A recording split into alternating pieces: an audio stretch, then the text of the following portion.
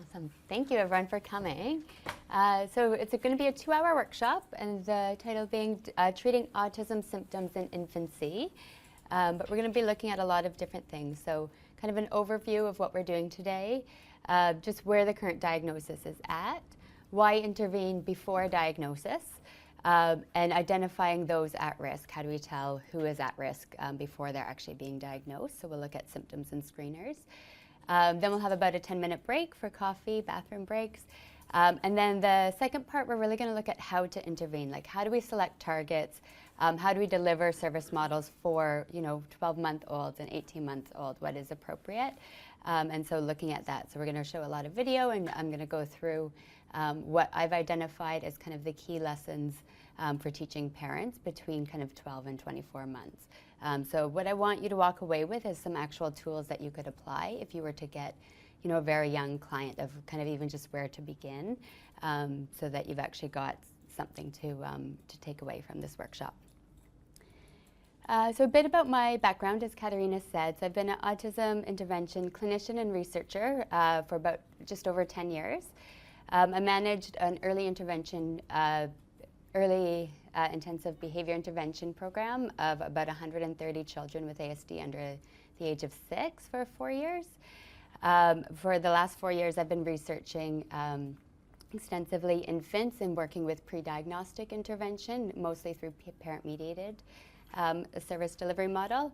And then I'm currently completing my dissertation at Queen's here under Katerina's supervision. A quick video disclaimer. I will be showing lots of video throughout this workshop. There'll be one video that's got consent to be filmed and to be shared, but for all the other video, I just ask that you don't take pictures of. I'll identify the one video, it's a longer one, that you're welcome to take pictures of, as it's available online as well. So jumping into it, I'm sure you guys are very familiar what autism is, but just a brief overview is that it's a neurodevelopmental disorder showing social and communication impairments, as well as repetitive and stereotyped patterns of both behavior and interest. Currently now, throughout Canada, the US, the UK, the average age of diagnosis is about between 4 and 6 years of age.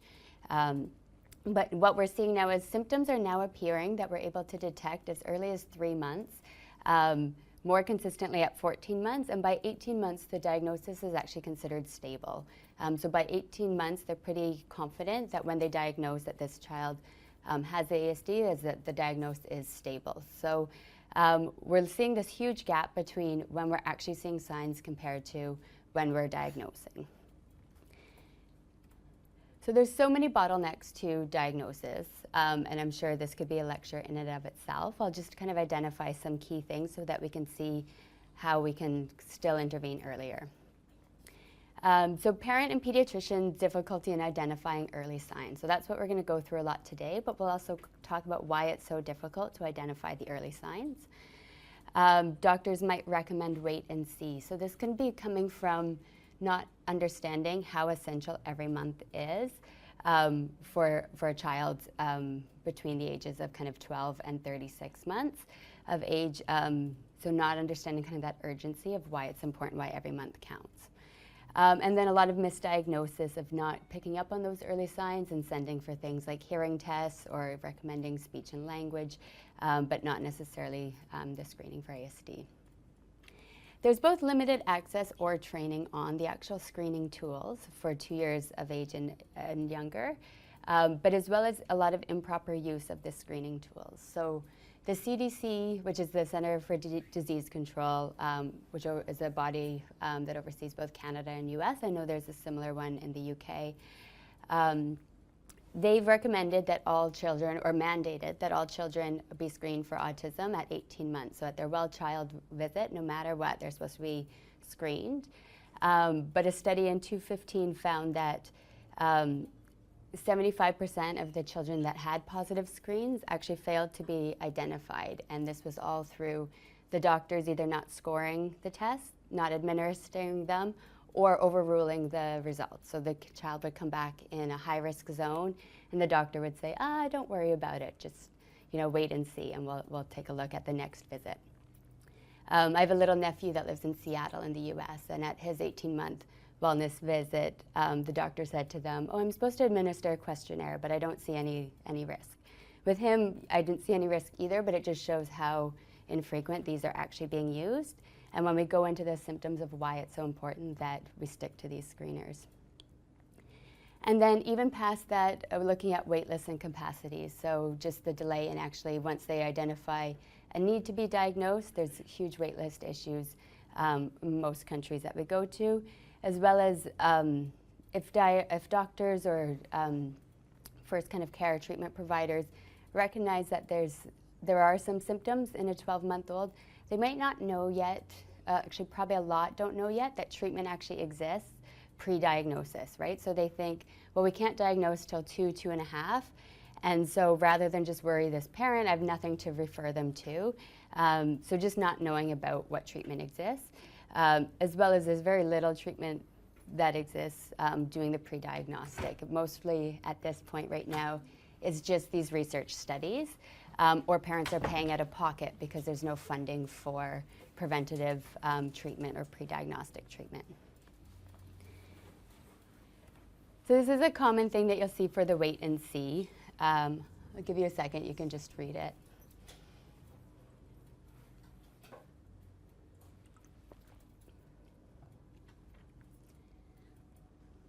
And I'm sure you've all seen stories like this or heard parents that they have gone to their doctors, their nurses with concerns, and they were kind of dismissed and just said, wait and see, let's give them a hearing test to rule it out, and then we'll come back 6 months later and we'll see what, if any changes. This is what's given to doctors in the US of how they should be following the screenings.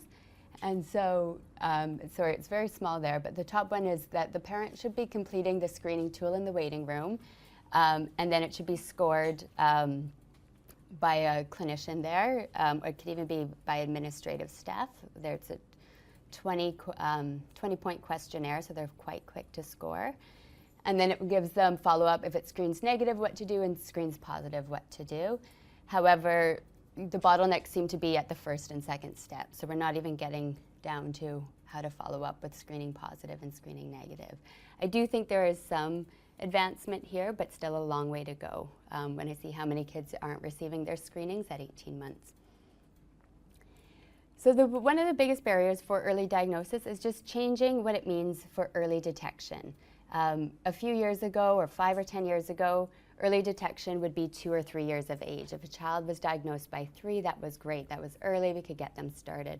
What we now know with treatment is before 2 is much better. And so a quote from the National Autistic Society is, "Children can be diagnosed as autistic when they're quite young, in some cases from the age of 2, but not everyone is diagnosed early in life." And then from the CDC is, "ASD can sometimes be detected at 18 months or younger. By age 2, a diagnosed by an experienced professional can be considered very reliable."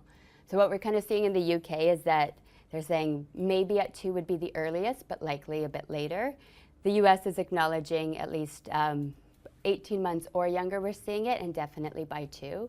We can even shift all this back at least 6 months now, knowing what we know. So just changing that perception of what early actually means. So the message that really needs to go out is that the earlier the better, and that every month counts. So waiting 6 months for your next follow-up is not acceptable. And we're going to go into what actually happens in the brain in those 6 months and why 6 months is so valuable. So we know ABA and EIBI. So EIBI, for anyone, is an early intensive behavior intervention. So what that is, how it just differs from ABA is just the intensity. So we're looking at 15 to 20 hours per week or up of intervention using an ABA model. We know it can produce significant gains. It can really help with skill acquisition as well as really reduce challenging behavior. There's been countless studies to demonstrate this.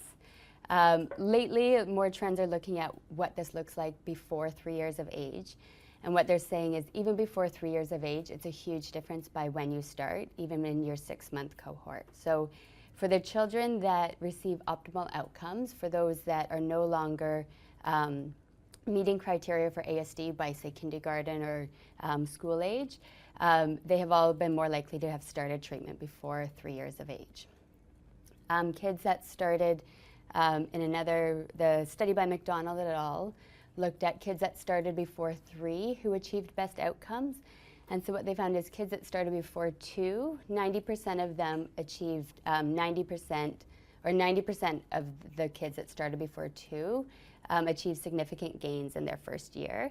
But starting between 2 and 2.5, it was only 70% of the kids. And then after 3, it dropped to only 30%, but achieved significant gains in their first year. So it's really, we're seeing before 2, there's something kind of incredible happening about why this is a great time to intervene.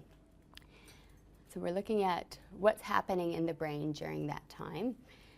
So early intervention, you might have heard this, capitalizes on neuroplasticity. But what is neuroplasticity? So neuroplasticity is the time in your brain when all your neural connections are being created, then they're being organized, and then they're being pruned. And pruned means that all the ones that aren't really useful are being kind of deleted, and we're taking those away. What we know with these neural connections is that they're mostly shaped by experience with the environment. So the more richer the environment, i.e. early intervention, the more neural connections that are being formed. That they're coming more from self-generated experience. So it's not enough for the child to just be exposed to children playing toys or the parent modeling all these things, but that they actually have to be participating in this, and that's what's going to form these more richer, important neural connections. And that up till 3 years of age, so birth to 3, is the most transformative period in all postnatal brain development. So what your brain does from birth to 3, it changes more rapidly than any other time in your life. So between 12 and 24 months, the brain density in the prefrontal cortex, the area that kind of is responsible for a lot more higher order social behavior, doubles in density. So we're getting twice as many neural connections during that time. And it's changing too, the neural connections are changing from just being able to do basic functions to far more complex functions. Infants who later go on to receive a diagnosis often exhibit atypical engagement patterns, altered sensory and motor functioning, and which both of those alter the quality and quantity of their self-generated experiences with the environment. So that should say atypical attention and engagement patterns. So if they're having trouble attending to their environment or moving throughout their environment, that's really going to impact how much they're able to actually self-generate those experiences with their environment. And so this is what it actually looks like in the brain from a newborn. Right here on the far left, you see already in a month more neural connections made. By 6 months, getting more complex, and then by 2 years, quite complex. And so that's referred to as your neural circuitry, so kind of all those roadmaps in your brain of what's happening. By 2, it's quite well established, and it's only going to slow down after that. And so what we're looking at is the ideal time to start treatment is right between kind of that 6-month and 2-year period, because that's when you can actually shape the neural connections that are as they're being made, rather than trying to change ones that are already made. So to summarize, intervention's optimized when it begins when brain connections are being established versus already mature and or developed atypical circuitry. There's an example I'm thinking of when I think of what this looks like of trying to change already established behavior. So there's a company in the US that started to acquire all these ABA clinics because they were just rapidly growing, and so they wanted to do all these business acquisitions. And they started to acquire these ABA clinics, and then they tried to change them and brand them as their own. And then after a while, they just actually stopped because they found it was easier to just start a new clinic, train everyone that they wanted the way they wanted, implement their protocols, rather than try and change existing behavior, right? So that's the exact same kind of thing that we're doing with the brain, is it's kind of easier to work from scratch and shape it than try and rechange already established circuitry. So there's going to be a long time before the diagnostic age actually reduces to the, to 12 months of age where we could start. So we're looking at how do we start treatment before the diagnosis occurs. So with symptoms that can emerge as early as 3 months, more reliably around 12 months to 14 months, we can start to look for these symptoms and intervene then, even though a diagnosis likely won't occur for a year to two at the earliest after. We're going to go through some screening tools a bit later of what those early signs actually look like. So we'll look at kind of the AOC, the MCHAT, the ITC, the STAT, and how these screening tools kind of came to development. Later throughout the talk, we'll talk about some of the key contributors and their programs for addressing pre-diagnostic interventions, such as Infant Start, social ABCs. And so, yeah, we know very early intervention has the greatest potential to alter the brain. And it's also timed perfectly with this explosion of skills that happens at the 12-month mark. So prior to 12 months, the child's not able to move around their environment as much. They are starting to crawl and get up on things. But at 12 months, they're starting more of walking, talking, bilateral coordination. And so they're really ready to be interactive with their environment. So this can be a really great time to start intervention then as well. There was another study that was done in Bucharest, Romania, with foster care infants, and not with ASD, but just infants that were in a foster home.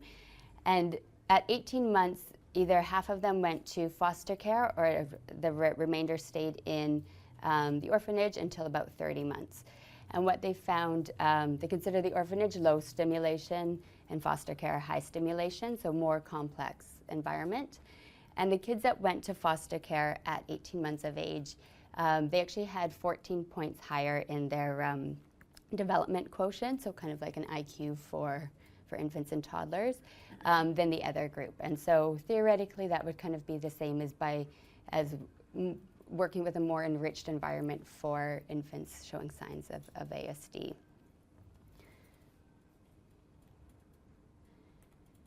So how we find the signs, how the research has been done with infants, like how do we identify what are the early signs? There's 3 ways that they've looked at.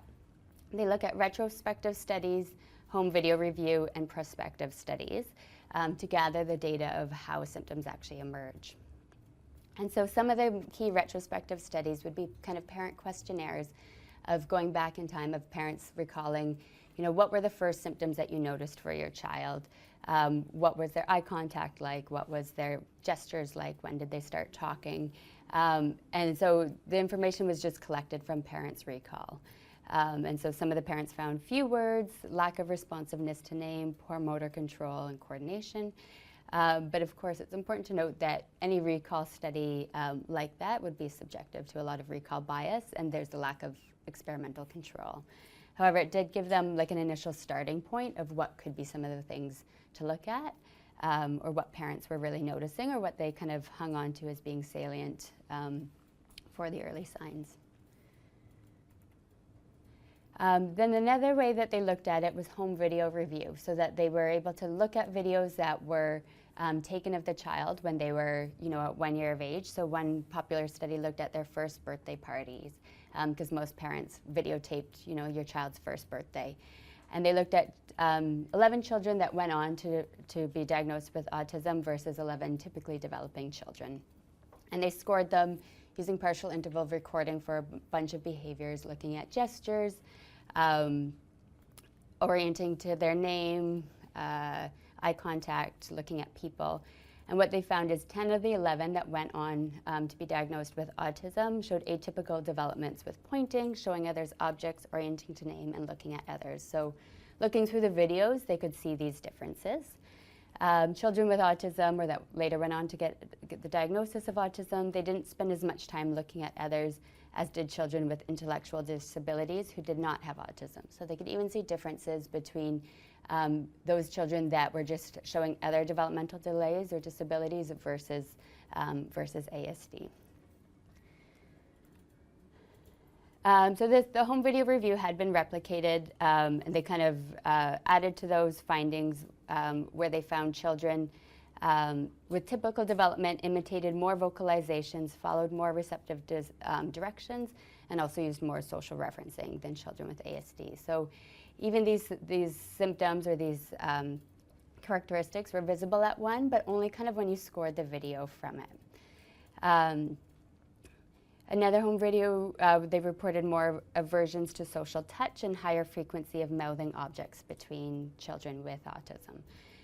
So higher frequency of mouthing objects, something to note with that is that typical developing will also mouth a lot of objects. And so something like that is going to be very difficult to see unless you're actually scoring video and comparing to a large sample. So a lot of these behaviors, what you're seeing is they're just a bit more, there's a bit more excess of them or a bit more of a deficit from them rather than completely different than typical development.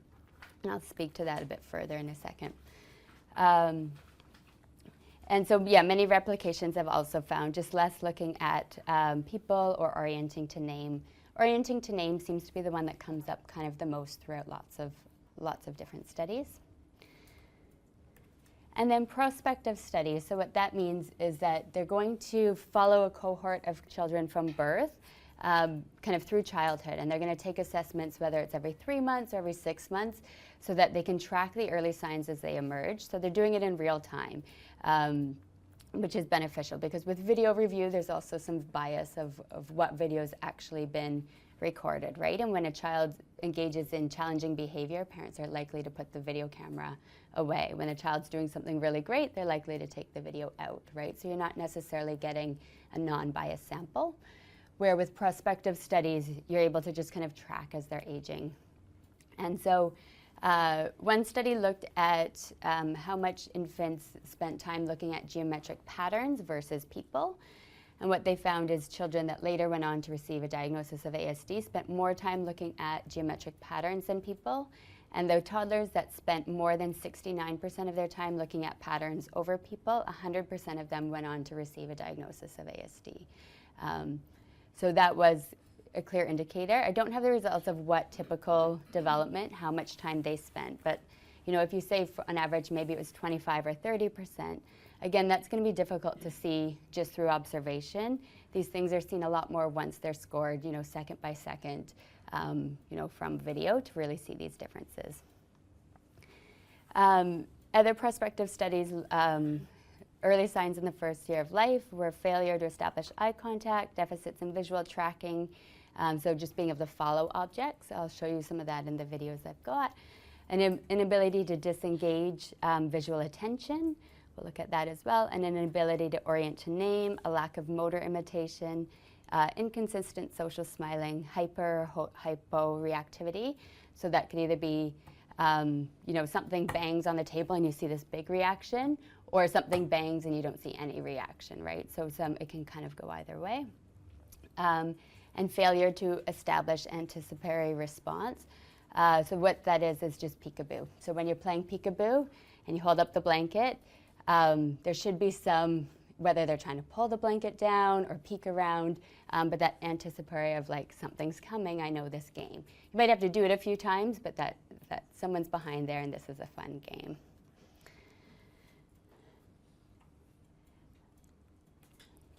A few more prospective studies, they found children that went on to develop or be diagnosed with ASD had lower scores on the standardized assessment known as the Mullen, so the Mullen scales of early learning. And the differences could be seen as young as 6 months of age on that assessment. Yeah? Sorry, I think I missed something. So these data are collected because they're suspecting of abnormal behaviors, or are they collected retrospectively? Great question. Yeah, so a lot of times, so for the question, in case anyone didn't hear, is how are they collecting this sample? Are they collecting it retrospectively? What they would do for doing prospective studies is actually look a lot at high risk, what they're called high risk siblings. So if an older sibling is diagnosed, there's a 20 to 30% chance that the younger sibling is going to be diagnosed. So they've done a lot of high risk infant studies. So they would put out the research notice as if you've already got a child with ASD and you're pregnant with another, we'd love you to be in this study. And so by having the high risk siblings, you're going to have a larger population within that sample that are more prone to go on to develop or to be diagnosed with ASD. So most prospective studies do use a high-risk sibling sample, just probably because it saves kind of on resources as well, rather than choosing 100 children at random, where you're only probably going to get 2 to 3 diagnosed. If you've got a high-risk sample, you're going to have 20 to 30.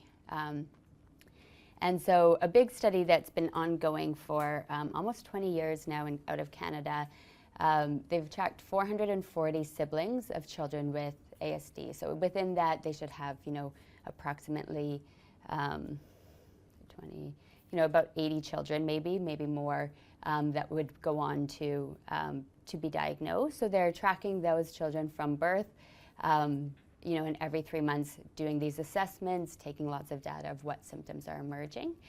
So assessed every 6 months for the first 3 years, then yearly. What they found were significant differences in motor control at 6 months of age. So that was the earliest indicator. And there's been other studies that have replicated that, finding head-leg coordination, lack of gestures as well. But not a significant difference at 6 months for eye contact, visual tracking, babbling, or imitation. However, they did see those those start to create deficits by 12 months. So at 6 months, those could be developing accordingly, and then starting to see those drop off. Between 12 to 18 months of age of infants later diagnosed, they saw atypical patterns of visual tracking, social orienting and joint attention, imitation, affect regulation, and decreased flexibility or increased rigidity, language delays in babbling and gestures, motor skills, and then not responding to name. Or some of the big ones. Sorry, was there a question in there? Maybe not. Yeah. I have a question. Given that the children are being tracked regularly, if they seem to be showing deficits, are they given any early intervention through that program? I believe that they probably would be now. I think this was kind of before they even knew what the signs were. So at the time when they were showing these, it wasn't till 2 or 3 that when they were actually diagnosed, then they can look back and say, those kids at 6 months had this, and at 9 months had this, and at 12 months. Now that they know, with these signs, by 12 months, I'm sure they are referred to. But during the tracking process, every few months, would they be offered any intervention? I think during the tracking, they didn't know yet that these signs were indicators of it until they have enough children to go through, and then they can actually analyze the data as a whole. But say if it was the first few kids going through and they're showing, different various scores on things, they probably wouldn't know at this time yet that those are going to be key indicators later. Yeah. So this kind of was the study that really was able to help them develop those early screening tools and be able to test those early screening tools that are going to be more reliable later for infant tracking. Yeah. So when you think of what are the early signs, you've heard so many early signs, right? So there's no single sign, and this is why early detection is really difficult. And what you'll see in a lot of the early signs is it's really just differences in frequency between typical development and atypical development. And again, without that really being scored or tracked, it's going to be very difficult to just see with the visible eye of what's typical and what's not typical. Like even now when I'm working, I've worked now with quite a few infants that have screened, for high risk for developing or for being diagnosed later with ASD. And it's hard to tell, like when they're mouthing something, is that an appropriate amount of mouthing or is that not? And they will, they can social smile and look at you, and it's like, well, should they be doing that 5 times a minute or 1 time a minute or 10 times a minute? And so with parents and doctors, it can be tricky to see because it's not that the child's not doing these things, it's just they might not be doing them at the same rate that typical development does. And so the takeaway message is that that's why we need the standard screeners and assessment tools to be used, because we can't see these things. You know, just you might have a hunch, but then having that screener done is going to help kind of confirm what you need. So here's some of the early signs from some of the kids. You'll see this guy a bit later too. So you see with that child, he's pretty much doing anything not to make eye contact, right? He's squirming, he's pushing her away, and at the end he actually just closes his eyes. That would be an extreme example of not making the eye contact, but something that would be kind of a flag early on, especially if you're seeing this persistence of it. A lot of the mums that I've worked with, they noticed even during breastfeeding is when they felt kind of the first indication is that their child kind of wouldn't look at them during breastfeeding, and that was something that they kind of expected would happen. Not for all of them, but it was something that even that early on, and that's a few months old, of not wanting to make eye contact that early. They're just not responding to name. Now again, typical development, the toddler's not going to respond 100% of the time, but it's just kind of how often do you see them doing that. And not responding to names seems to be something that really does come up across most of the studies. And we'll show later of just even how we can work on responding to voice and responding to silly sounds to actually increase the responding to name. So you can hear the mom in the back say too, hitting his head, he always does that. So it's not the child's doing it a few times to explore. Kids will always be doing that, but it just that persistence of it, and just that non-functional repetitive behavior. So one of the early signs that they found that we discussed a bit was just this disengagement from attention. And what that means is if you're attending on one thing and something else is happening, how easy can you just stop what you're doing and just check out what's just happened, right? And that could be go into not responding to name, because if you're engaged in something, mom's calling your name, not being able to disengage, or if someone walks in the room or something else. So there's a test that you can do that's part of the AOC screener that looks at this disengagement from attention. So for the first child, so you can see each time as soon as another sound was presented, she immediately stopped and looked to something else. You can go back to what you're looking, but you should be able to check out what's happening, why there's another sound really close to you. You can see this one a bit more delayed or not showing that. Yeah, so there, he didn't quite even make his full way over to check out what that was. So you're going to do different sounds on different sides to see too, is it, are they able to move from one side to the other? And maybe there's one sound that's so reinforcing that would be harder to leave, but when it's, various sounds, you've got bills and shakers and squeakers, it's more looking at, are they able to disengage, within 2 seconds, more than 2 seconds, or kind of not at all. And so there's a lot of standardized screeners. I'm only going to really talk about one today because this could be a whole talk in and of itself.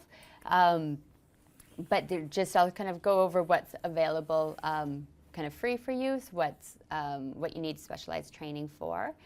So there's one called the POEMS, which is a parent observation of early markers scale. And that's going to identify 61 behaviors for parents to rate on a regular basis, starting from 1 month of age to 36 months. So they can kind of go through this month by month, and they're looking for kind of the onset of the early signs. And this is fully just a parent questionnaire, so there's no clinical training needed for this.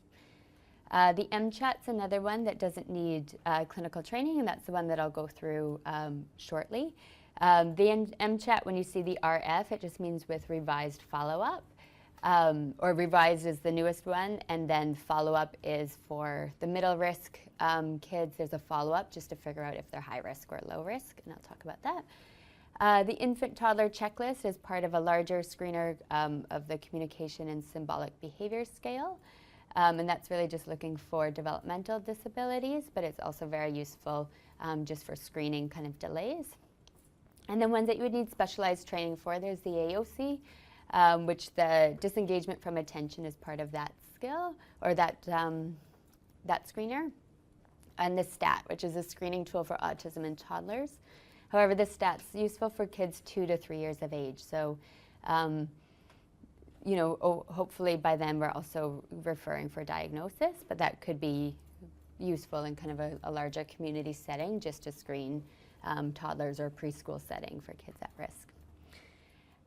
So the MChat is available free online. If you just search it, a lot of different websites connect to it. This is the screener that's mandated in the US. It is a popular one. It can be used from 16 months to 30 months. I've used it before 16 months in my research, as a lot of the items on there should be developed by 1 year of age, and there's more research right now going into using it sooner than 16 months. But it's kind of a good indicator for kind of what to start to look for. So some of the items, so if you point at something across the room, does your child look at it? Have you ever wondered if your child might be deaf? Does your child play, pretend, or make believe? Does your child point with one finger or ask for something to get help? Does your child point with one finger to show you something interesting? Is your child interested in other children? And you really get the forced choice, just yes or no. And so parents are advised to be more on the conservative side, like do they do this often enough, rather than have you just seen them do it once before. Does your child get upset by everyday noises? That's looking at kind of the sensory component, so a vacuum cleaner or loud music. Does your child look you in the eye when you're talking to him or her? Does your child try to copy what you do?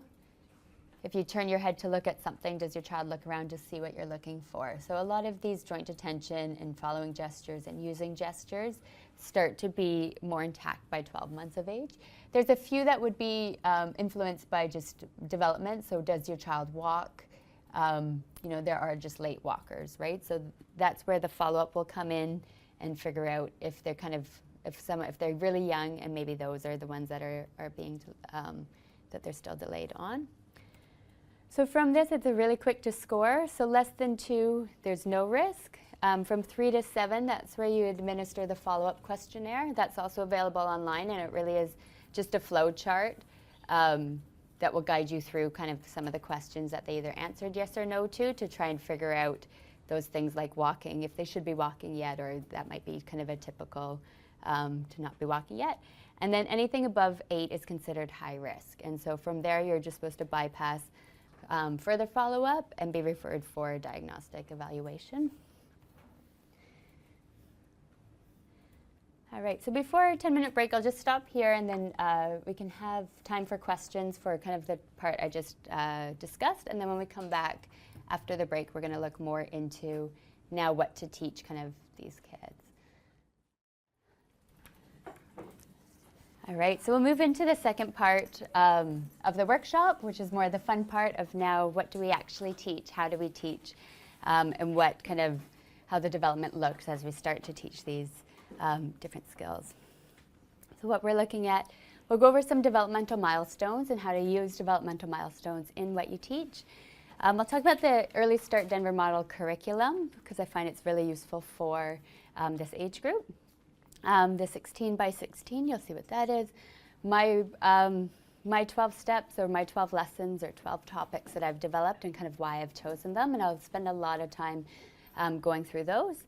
And then how do we teach those?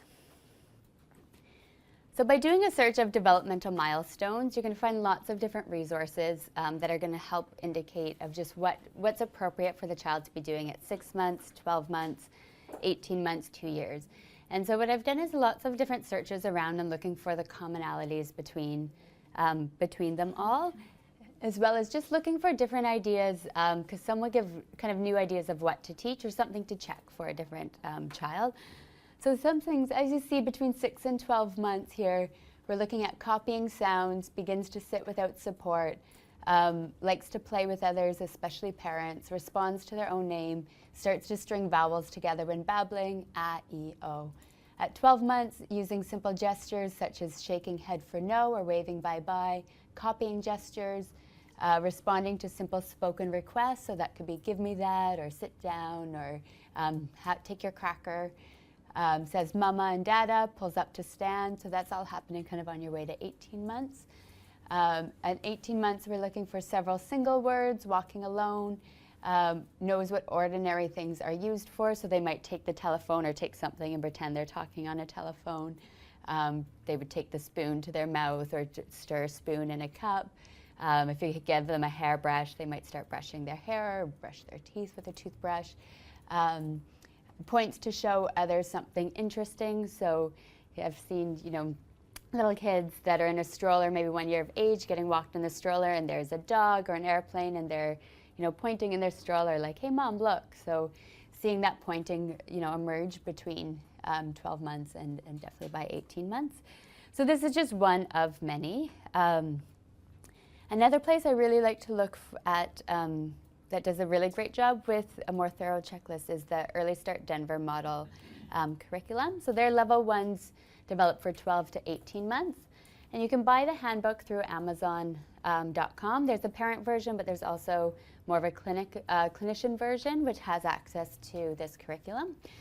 But they'll break down this to more into more skills. So localizes to sound by turning toward source of the sound. Looks to playful vocal sounds, so it could be kazoos or different instrument sounds. Responds to voice by turning towards the person. So before we're even getting to responding to name, just responding to voice. Looks at indicated picture as adult points in the book. Follows a proximal point, so a point that's really close in distance. Looks to partner when name is called. Follows a point to get an object or location. Follows more of a far point to get a toy. Looks, reaches, smiles, and gestures in response to adult language and songs, so starting to do some gestures and songs. So there's lots of different different targets within this that are all kind of developed for 12 to 18 months. And so it gives you lots of different ideas and lots of different ways to assess the child. There is definitely a very specific training if you were to actually complete the assessment with fidelity, but through the handbook, you are able to access this, and I think there's a lot of good information that you can pull from it. So they have social skills ones and imitation, cognition and play.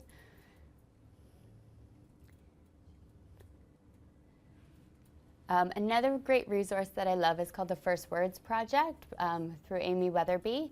And she's got a lot of 16 by 16. And one of my favorite ones is the 16 gestures by 16 months. And so it says by 16 months, your child should be using 16 different gestures. They might develop in different orders. She's not kind of a stickler on the order that they develop. But things to kind of look for is, will they give you something? Are they shaking their head? Are they reaching up? So if the child wants to be picked up or get out of their high chair to reach up, or if they're reaching for items on a shelf. Showing you something, so not just giving you something, but just showing you. Waving hi or goodbye. Open hand point when they want something. Tapping, banging something to either get your attention or show you. Being able to clap and blow kiss. So those are some that can develop even before, like up to the first year.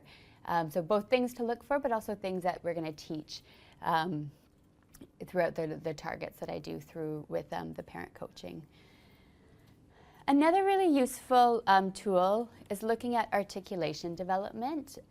There's a lot of different ways or a lot of different sites you can find different charts for articulation development. So sometimes parents, if the child is using a lot of different sounds, they may be like, oh, they don't make the R sound or they don't make the L sound. You could show, well, that's a 5-year-old skill or where it develops. But then also as you're doing babbling and imitation and teaching the child, which sounds should be developing first. So around 1 to 2, the first early sounds should be P, B, M, H, W, and N. And so when you're selecting, common words or approximations for words, it's just keeping in mind of what's developmentally appropriate. So we're not trying to teach fish, because F, will come, 2.5 to 4 as a first word. Now, if that's what the child really loves, we can look for an approximation, but just kind of what's expected sound-wise. So I just find it's kind of useful to keep in mind. So we'll talk about NDBIs. So NDBIs are broken down to, or stand for Naturalistic Developmental Behavior Interventions. But how I like to see them more is branded treatments.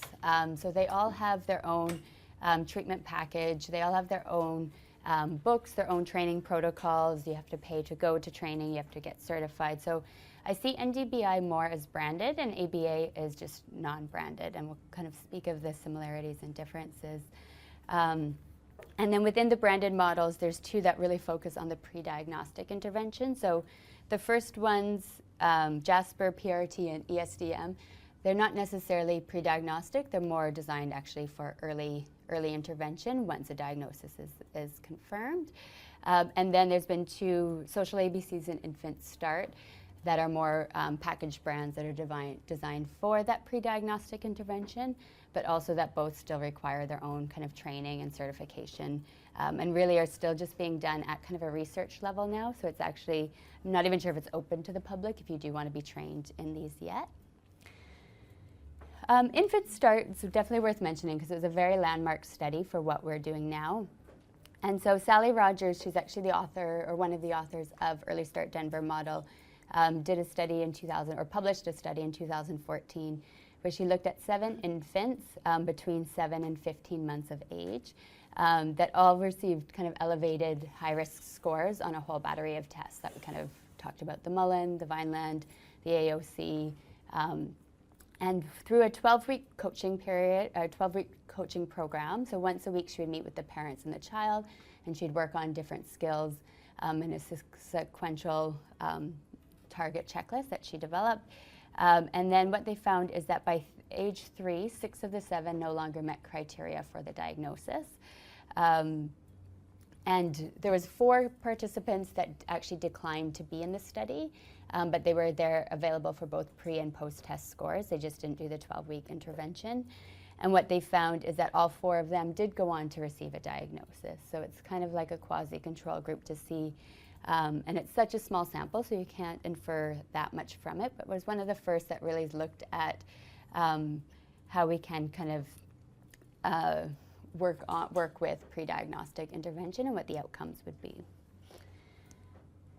The social ABCs is a very similar model, so it's a 12-week program out of Toronto, so with Jessica Bryan, Lonnie Zwagenbaum, and a lot of the researchers that were part of that Canadian infant study.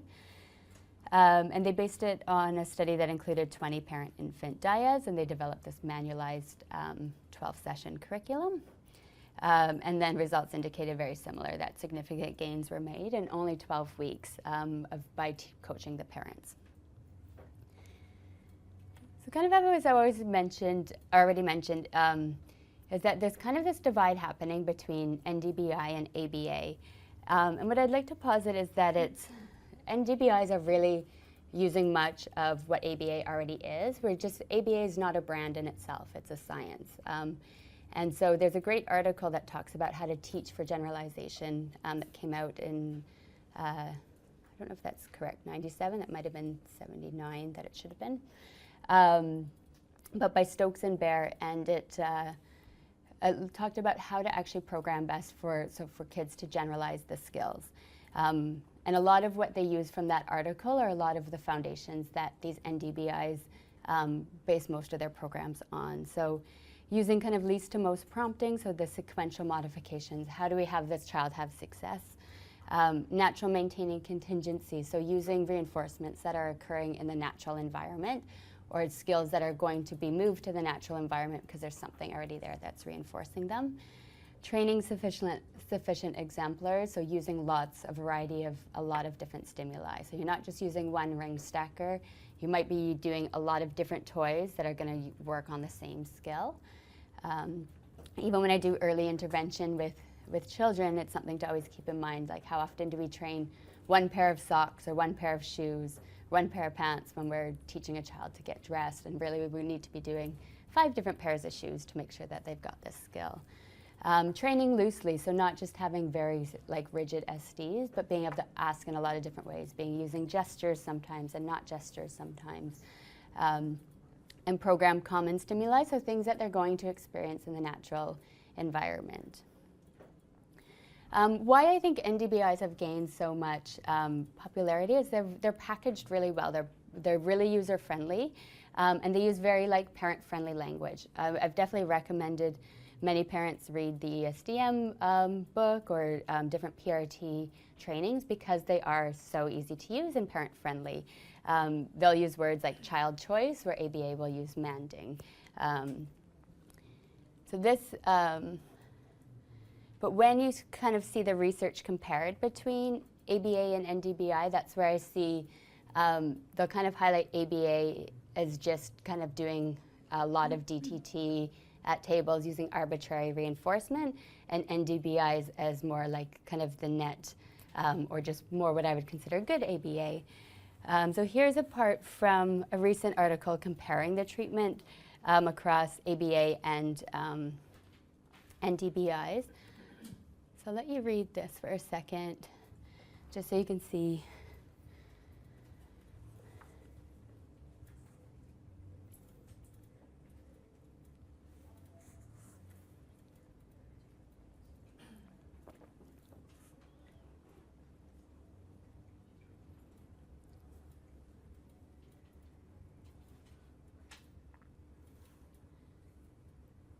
Yeah, so what's often might be highlighted as something else, there's definitely like an ABA counterpart too. So this part in PRT, for me, this is what I've always done, considered man training, where we're teaching the child to ask for things in their natural environment.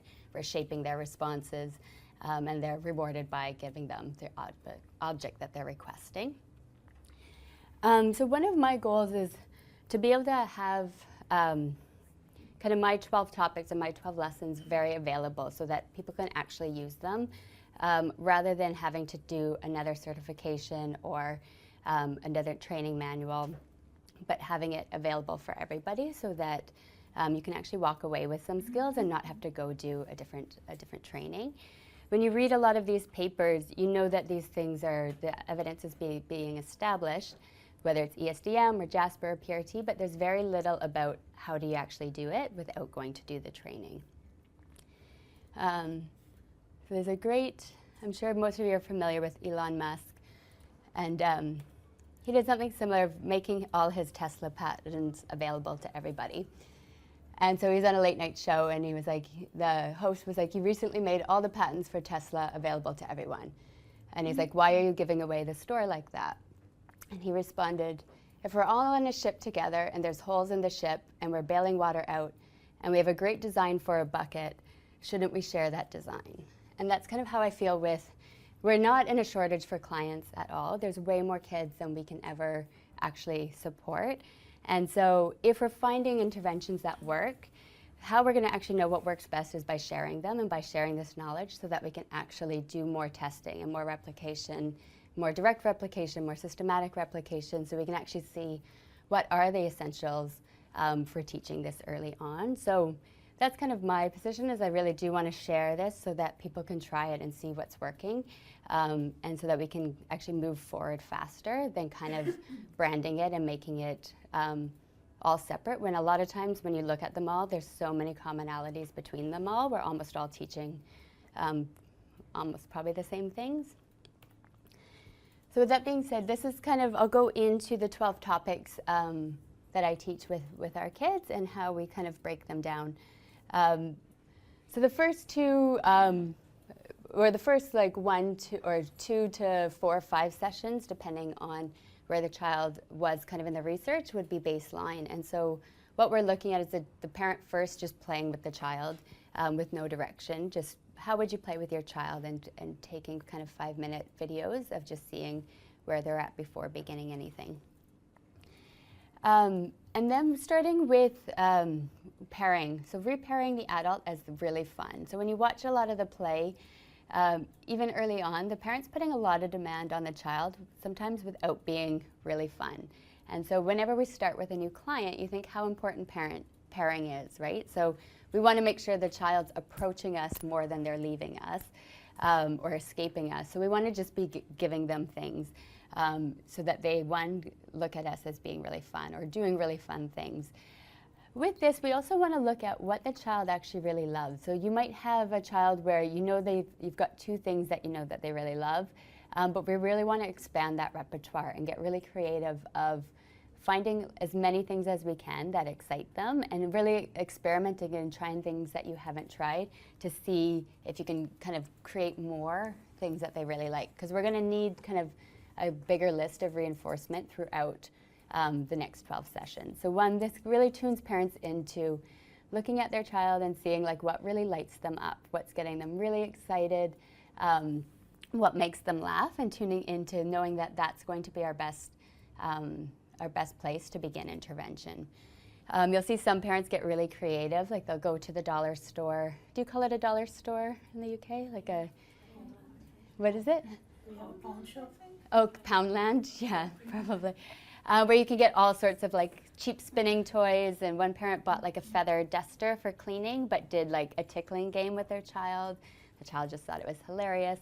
But what we want to do is just keep expanding those, as well as kind of starting to teach the parent about kind of that reinforcing property of those toys. And once the child's engaged, in the first lesson is we start to look at the child using eye contact to request more of it. So first, before putting any demand on the child, we need to know that they actually like the activity and that they're actually going to do, you know, a little bit of work to continue it. And so if they're laughing, if they're smiling, that's a good indication that they're engaged in the activity. So if you've got a spinner toy and you're spinning it and they're looking at it and they're laughing, and you scoop it up and you do it again, they scoop it up, and then you bring it right about and you get right in eye contact distance and wait for them to look and then spin it again. And so what we're referring to that is manding using eye contact for the continuation of the preferred activity. So just getting parents used to the child looking right before delivering the reinforcement. With this, we want to do 2 to 3 freebies first, like making sure the child's engaged. If they haven't seen the toy, they don't know it spins, and we're trying to wait for eye contact right away, the child is likely to just kind of disengage and go find something else. Same with bubbles, like before trying to get them to look at you before blowing bubbles, giving a bunch of freebies so they're really excited for bubbles. Waiting to that engagement before you actually wait for them to look or expect them to look at you. The next lesson that we go into is for the parent to just follow the child's lead, move with the child, and narrate in simple language what the child's doing. So switching it from being able to put a lot of demand on the child, like, give me that, come here, what's this, look, to actually just being able to actually talk about what the child's doing, like, oh, spinning ball or blowing bubbles, and just being able to narrate what they're doing so the child's exposed to the language without this idea of every time you talk, you're actually like putting demand on me to do something. And then within this is how they move with the child, is making sure they stay at optimal body position, so being right down on the ground with the child, always moving around so you're at eye level but also facing them. Because what happens a lot is the child wants to sit in your lap, or the child keeps turning, and so it's really difficult to have those opportunities to make eye contact if you're not kind of right there facing the child. And then teaching the parent to make sure that they're always looking at the child rather than the item. So we have such a tendency, if I'm spinning a top, to look at the spinning top rather than the child. And so they might briefly look up at you, but there's no one there to reinforce it. So I make sure kind of 100% of the time I'm looking at the child and doing it, and as soon as they look, I'm ready there to give, you know, a big smile and engage with them. So that would be the next lesson. Then we look at controlling the materials. So first we just want the child to have a lot of fun in the first 2 lessons, and then we want to look at how do we actually contrive the environment a bit more to create some more learning opportunities. So that's where you could put them in clear bins that they might need, put them right out of reach where they can start to be able to move towards something, just so that you're able to kind of control their access to it. What you'll find with a child that has difficulty kind of sustaining engagement or is escaping a lot of demand is if there's toys everywhere and you're trying to get them to look while you're blowing the bubbles and they're not, they might just turn and like, oh, there's a shape, and then say you're like, oh, let's put the shape in, and then they're just crawl away and find something else, right? So by kind of controlling the materials, it allows kind of a little less of that escape, and just kind of sets the parents up for a bit more success with the play, so that they don't feel like wherever they go, their child's just escaping them. With that too, somewhere between kind of the 4th and 5th session there is we'll wait for the child to be engaged with an item before we move towards it. Because what happens a lot is the child touches something and we're right there, and the child was never actually right interested, and then so they move away to something else. And again, they're not quite engaged and we move right there. So I kind of wait like about 5 to 10 seconds to make sure they're actually going to kind of stick with that item before trying to go make it more fun. And the whole idea of when we're engaging with them is we need to make that toy more fun with us there, so that they want us there. If we're taking it too much, if it's too much demand, it's way easier for them to just turn and find something else. And if you've worked with a lot of young kids or children with autism, sometimes they don't need much that's more fun. It can be lint in the carpet, it could be the fan in the ceiling. And so we really need to continue that pairing all through the sessions of being a really fun play partner, and really watching how much demand we're putting on as we're playing with them. And then we start to look at gestures. So how do they ask for help using gestures? So that's where we can put their favorite items in the box that they can't access, and have them hand us the item in the box and open up the item. So that's something that we can look at. Some kids are already doing that by this step, and then we can look at teaching a point for something out of reach, but just teaching how to ask for help. A lot of times what the child will do is they'll grab the hands and move it to the item.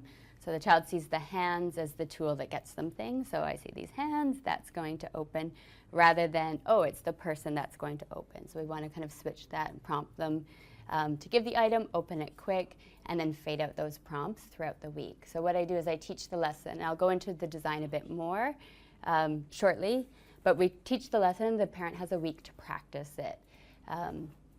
So that's something where we can kind of identify objects that would be good to fit in bins, objects that would be good to be out of sight, that the child's going to be motivated for.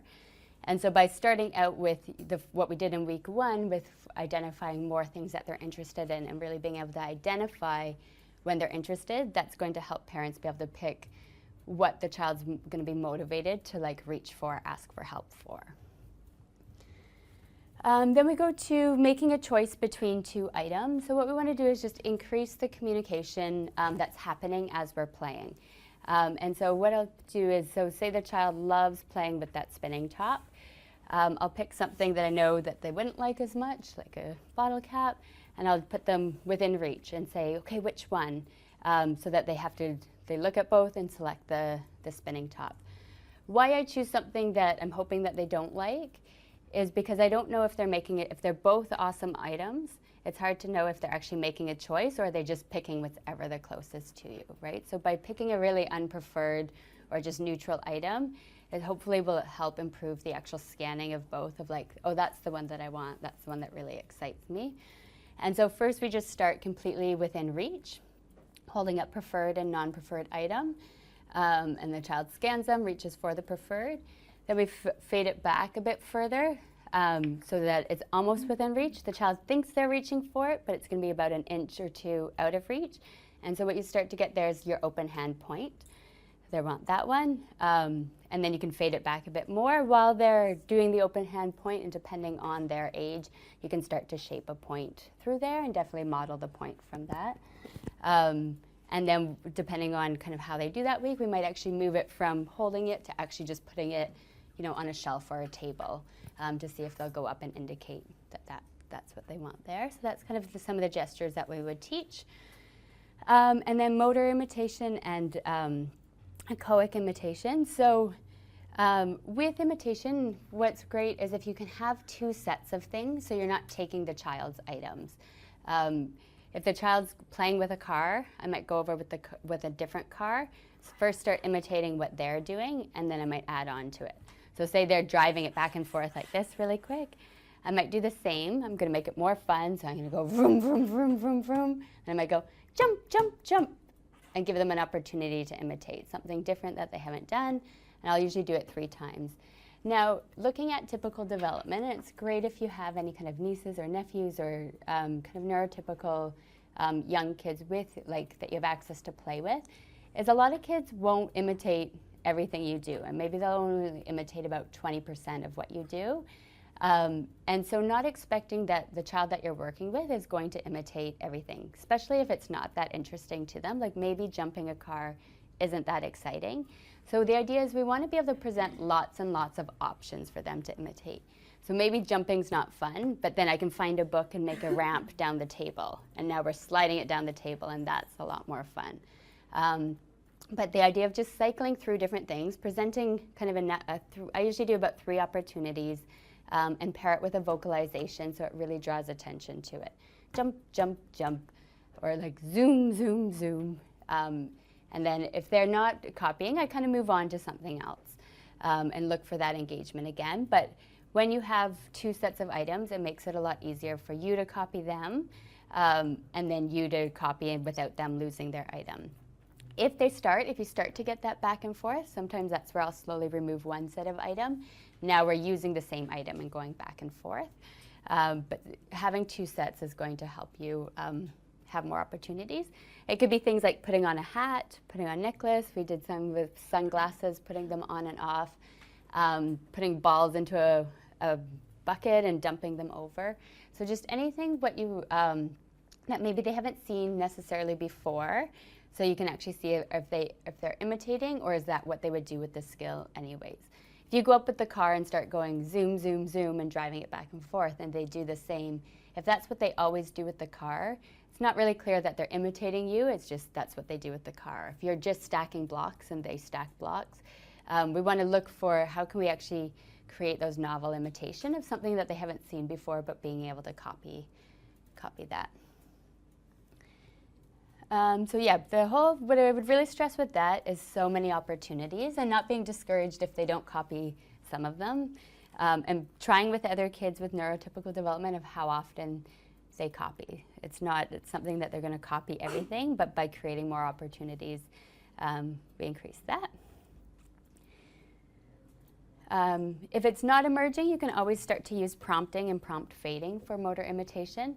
But trying to pick things that are really fun, so not just like banging something or tapping something, but I might get like shaving foam with color in it and like bang that so there's bubbles that come out, or pouring water in a water tub. So something that's actually kind of worth imitating for, so that they learn imitation's fun and it's not just kind of copying rote skills. If we've got babbling at this point, starting to do echoic command transfer, so looking at if they're able to say any words, working on how do we get that on demand and then having that equal something. So that, say I'll use the spinner top again that they actually like, and they're just doing ah during it, or they're able to say ah. Right before I would go ah, they could repeat ah, I'd give them the spinner top. So they're just echoing at that point, but just like we would do with our children that are older, we would then fade that out, so echoic command. So then I would, after doing it 3 or 4 times, I would give space without saying ah, and hopefully they say ah, and then just spin it. So it's going to really depend on what sounds that they have with babbling. If they do have sounds on demand, that would be something that with most of their kids that we introduce, and then we can shape them into words from there. But what we want from the beginning at the beginning is just that, when I make any vocalization, good things happen. So what we're seeing is that there's a lot of reduced babbling with the children are at risk. And so we really want to reinforce any babbling and have that work of like, I talk and I get things, and not worry at all about what they're saying at this point, of just any kind of intentional vocalization works to get something. If they don't have kind of those vocalizations on demand at this point, what we would do is teach some baby signs that would also get them something. So I'm not a big, I don't love teaching more, but depending on the motor skills, that can be one that I would teach first. Or if they're motivated by food, teaching eat. Baby sign, you can really actually create different signs looking at depending on what their motor skills are and what they're motivated for. and really just creating whatever is going to actually fit kind of both of those categories. And then you would do it the same as the echoic demand, as you would first model it, see if they would imitate. If they can't, you can at least prompt it, and then you can fade out your prompts. And then you can fade out the model of you doing it first and having them being able to do it independently. With some of our kids, they were able to learn more within a week of practicing it, which was pretty amazing because, you know, when you see in later development, I've seen kids take, you know, a few weeks or months to learn that sign. So it is amazing to see early on. But the trickiest thing is just if they do have motor delays of what signs that you can use. And then how do you put this all together? So interspersing the learning opportunities so that we're going to have some where they're going to use a gesture, some that they're going to use vocalization, some for imitation.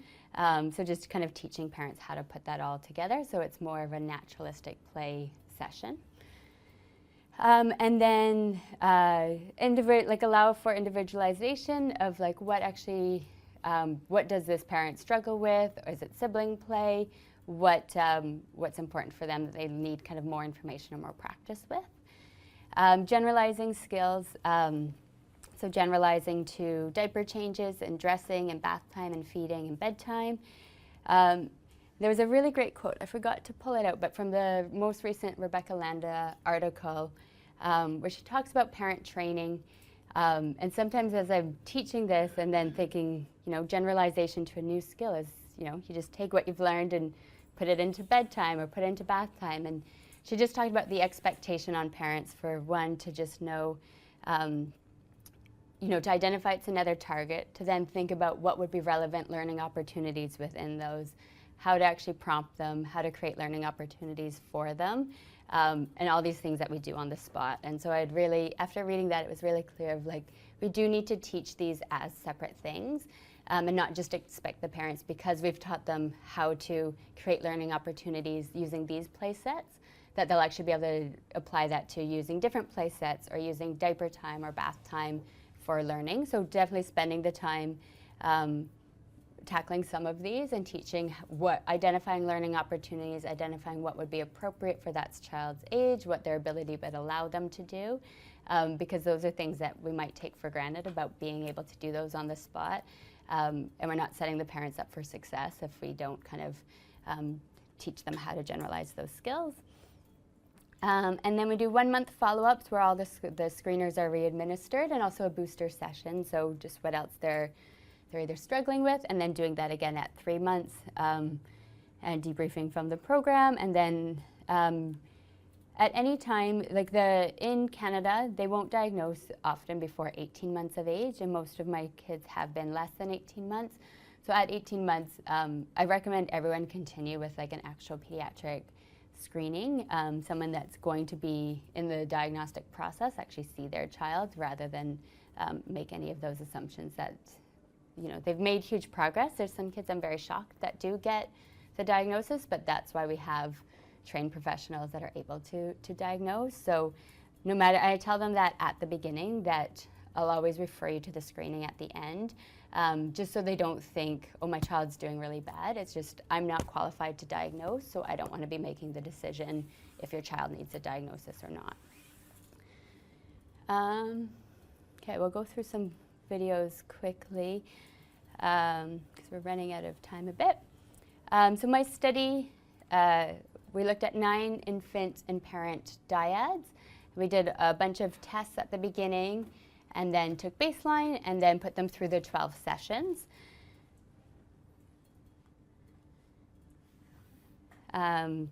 We took a 5-minute video at the beginning of each session, and then through that video we scored it in 10-second intervals for certain behaviors. So how much the parent was looking at the child, how much the parent was talking to the child, how much the child was responding to the parent, how much the child was making eye contact with the parent.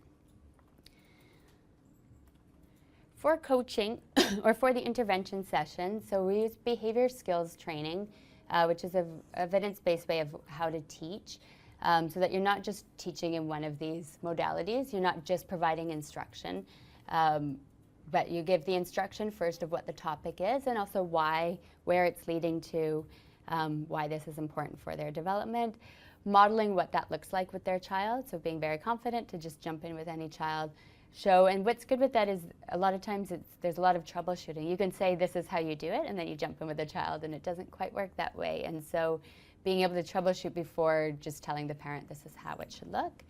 Then the parent gets to practice with their child, and then giving feedback of what was good, what else you could try. Then they're left with that topic for the week to practice. We come back a week later, we take a video, first follow up if there was any questions that they had from the week, anything that came up, take a video for how they're doing, and then introduce the next lesson and move on from there. So there's 2 kids that I'll show you. It might go a little bit into our lunch time, but I think we'll get through it quick. Yeah, so you can see they're very similar to the other child that we watched. There's a lot of refusal to make eye contact, as well as not tracking kind of the objects as they're moved. Like as she moves that truck, he's not like, oh, where's that going? It just kind of disappears.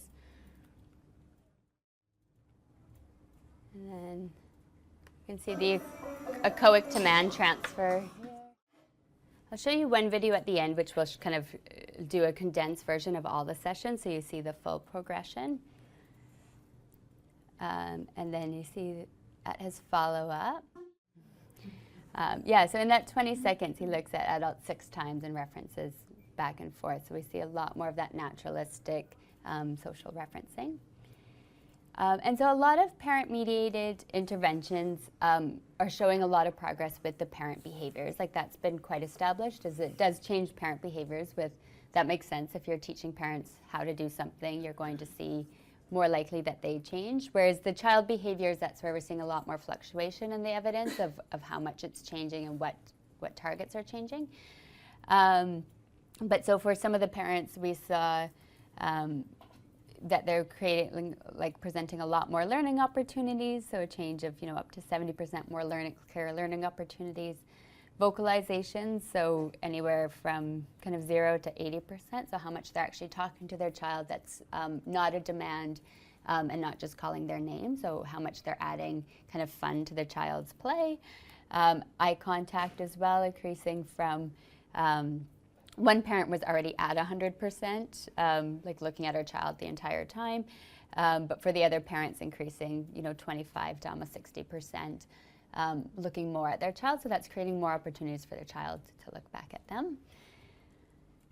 And so it does, as most parent-mediated interventions, they do rate quite high on social validity questionnaires. And this, how easy was it to implement each week? Has the intervention helped your child improve? So these were rated very positively. What we're seeing too with this study is we're not just the parent behavior change, but a huge change in the child behavior. So this was 3 kids from it just on their increases in eye contact. So you can see the eye contact pretty low during baseline, anywhere from kind of 20 to 40%, 20 to 30%, and then going up to kind of 60 to 70%, and then that maintaining at the follow-ups as well. And then their responsivity, so how much they're responding to requests. So either like copy me or bids for attention, or that they're asking for continuation of an item. And what this graph does, like although we're seeing huge increase in that they're responding to more instructions and more learning opportunities, this doesn't actually demonstrate the quality of learning instruction. So it's changing quite a lot. At the beginning, they're just responding to, using eye contact to request more. By the end of it, they might be imitating, 2-step instructions or actually using words. So the quality of learning opportunity that they're actually exhibiting isn't reflected here, just the frequency, but that's something that anecdotally there's been, a huge change in. And so, also graphed the other cohort of kids, because they started kind of at different times, by what age that they started by, so that you can see that it's not just kind of a developmental process. So at 1, they're not having these skills, and then a month later, they're kind of developing them. But no matter what time they started, whether they started at 15 months or 13 months or 11, the data kind of looks the same. They're not really making the changes until we're actually teaching the parents and teaching the child. So there's changes positively in all their scores. Some of them still did meet the criteria for diagnosis. What's a bit unique with our system is in Canada, there's funding attached to the diagnosis. So if they're diagnosed at 18 months of age, they're going to receive a lot of funding until they're 6, and then it gets cut back a bit after 6. So it's not going to be in their best interest to try and get a rediagnosis because that would, remove their funding. But in the Sally Rogers Infant Start program, they were able to re-diagnose them all at 3 and see if they still met criteria. And what they found is that 6 of the 7 didn't. And so even though a lot of my cohort did meet the criteria, it would be interesting to see 18 months later, would they still meet the criteria? Because I'll show you kind of some of the kids where they are now. And then we'll watch one video of putting it all together, of what it looks like.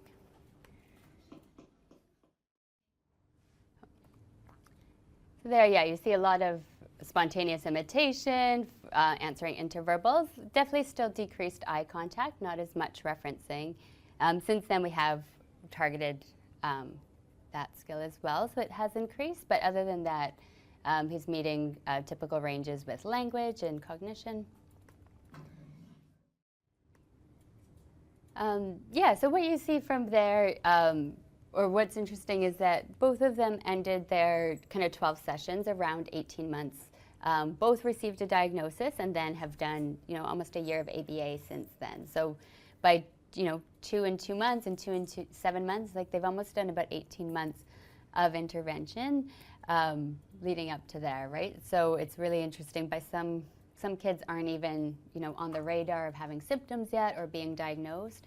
And then these kids have already kind of had 18 months of treatment. So to see what they look like at 3 or 4 will be really interesting to see how much the intervention maintains or where different deficits develop later. If there's anything else that we should be teaching early on that might kind of help things later on. So we're still at such early stages of just watching their development now.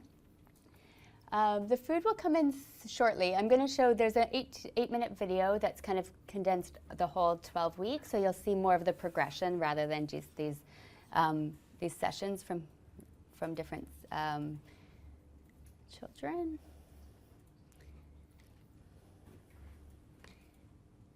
And this one, the link will be in the slides, so you're able to access this through YouTube. So you see there, he follows the sound, but he doesn't actually reference mom at all. He checks it out, but not like, hey mom, check this out, right? So you can see mom using a lot more keywords and narrating what she's doing, making it a lot more fun. Better body positioning. So rather than just giving him the pen, you create a choice and there's one more communication opportunity. You see mom just follow his lead. So rather than be like, oh, let's color more, just his attention's gone. So follow and create a new learning opportunity. You can see mom doing some prompting and also fading the prompts and creating opportunities for independence. Even just the small things about just turning the page halfway so he completes it, right? You see there where he opens it, he actually looks up to check out, like, did they see it? So he's showing. So for his case, he didn't go on to receive a diagnosis, and then they still had some concerns around 2.5 or 3, and it had him kind of re-diagnosed or reassessed, and he still didn't meet criteria for the diagnosis there. So some limitations to the research that I'm currently doing is finding the most reliable screening tools, and how certain are we that if they're showing high risk, that without intervention that they would go on to receive a diagnosis. So how much are we preventing it, or how much would they kind of change without intervention on their own? And using the MCHAT before 16 months, it's still not ready or kind of approved to be doing that yet, but as you see, a lot of items on there should be kind of being developed by 1 year of age. There's a lot of individualization that happens at each session, even amongst these topics, so that makes it difficult to manualize. So how someone can be able to follow my protocol and actually manualize what I'm doing, because there's a lot that goes into what toys do they have, how we can be kind of creative and teach these same topics across these same toys.